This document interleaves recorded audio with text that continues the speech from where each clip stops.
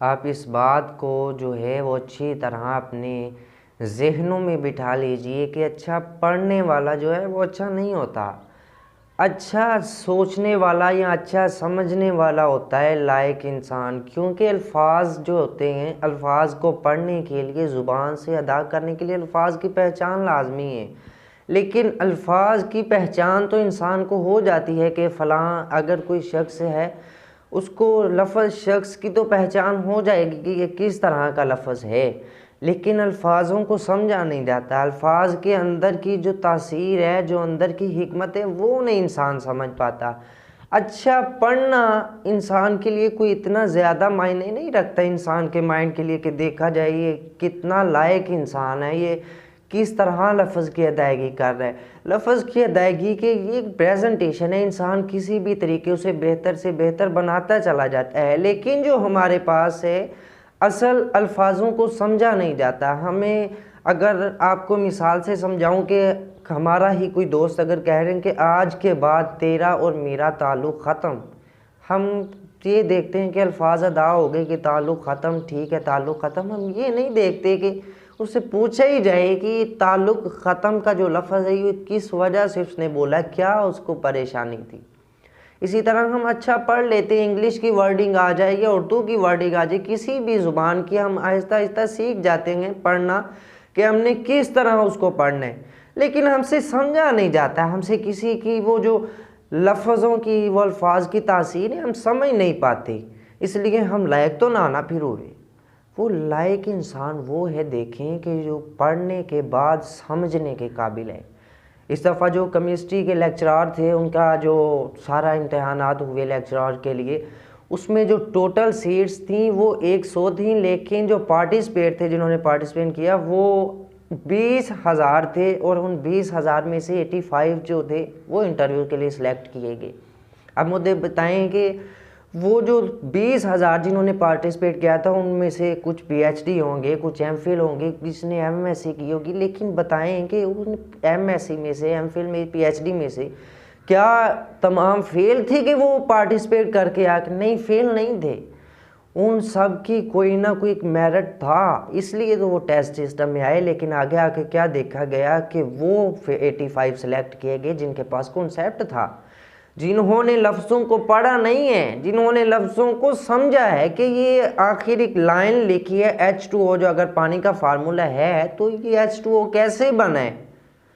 ویسے تو ہم بھی سب جانتے ہیں نا H2O پانی بنتا ہے، اسی طرح سلیکون ایسا ہی ہے، لیکن ہمیں یہ نہیں پتہ سلیکون اصل میں ہے کیا، کس طرح کی ہے، بنتی کس طرح ہے۔ اس طرح آپ دیکھیں گے کہ انسان جو ہے وہ جب دیکھتا ہے نا کسی کام کو، وہ اوپر سے تو جانچ رہا ہوتا ہے کہ یہ کام ایسے ہو رہا ہے، یہ کام ایسے، لیکن اسے اندر سے نہیں پتہ ہوتا یہ کام اگر یہ اس طرح ہو رہا ہے تو اس کے اندر وجہ کیا ہے، اس نے ایسا کیوں کیا ہے۔ ہم تصویر، اور انسان اگر 90 سال کا ہو جائے، 80 سال کا ہو، یا پھر آپ سمجھ لیں کہ کسی 70 سے لے کر اس کی 100 کے درمیان کسی کہیں پر اس کی عمر ہے، اگر وہ بوڑھا ضعیف ہے اپنے جسمانی لحاظ سے، وہ چل پھر نہیں سکتا لیکن وہ اچھا سوچ سکتا ہے نا، اس کا مائنڈ اس قابل ہے کہ وہ ایک اچھی سوچ کریٹ کر سکتا ہے، تو پھر بوڑھا آدمی نہیں ہے وہ بوڑھا نہیں، بوڑھا آدمی وہ ہے جس کی عمر 20 سال ہے لیکن وہ اچھا سوچ نہیں سکتا، جو اچھا سمجھ نہیں سکتا۔ ہم لاشعور اس وجہ سے ہوتے ہیں کہ ہم صرف دیکھتے ہیں، سمجھتے نہیں ہیں۔ ہم کس طرح سمجھیں گے، کس طرح وہ جو بے چینیاں ہیں ہمارے اندر کسی کام کو سمجھنے کی، کیا ہم ان بے چینیوں کو وہ کام سمجھ کر ختم نہیں کر سکتے؟ ہم بالکل کر سکتے ہیں، ہمیں سمجھنے کی پاور ہونی چاہیے، اور ہمیں سمجھنے کی پاور کس طرح اپنے مائنڈ میں، ہم جب کسی چیز کو دیکھتے ہیں اسے پرکھا جائے، اسے دیکھا جائے کہ یہ کام کس طرح ہوا ہے، اور جب دیکھنے بندہ رستے پر چلا جائے تو پھر